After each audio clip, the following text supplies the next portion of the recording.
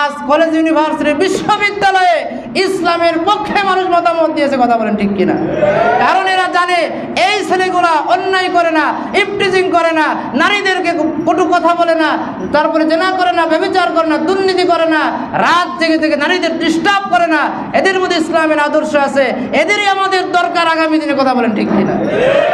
এই জন্য নারীরাও বুঝতে পেরেছে নারী বিরোধী নয়, হিজাব বিরোধী নয়, নারীদের কোনো অন্যায় এদের হাতে হবে না, বরং এদের হাতেই নারীরা পূর্ণ হেফাজতের সাথে থাকবে।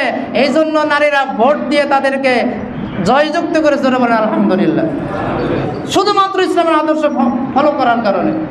তো আমরাও যদি ইসলামের আদর্শ ফলো করি, আগামী দিন হবে ইসলামের দিন, আগামীতে মানুষ বাধ্য হবে ইসলামের আইনের সামনে বাধ্য হয় মাথা নত করতে, মুসলমানদের আচরণের সামনে অমুসলিমরাও মাথা নত করতে বাধ্য হয়, জোরে বলেন ইনশাআল্লাহ, ঠিক কিনা?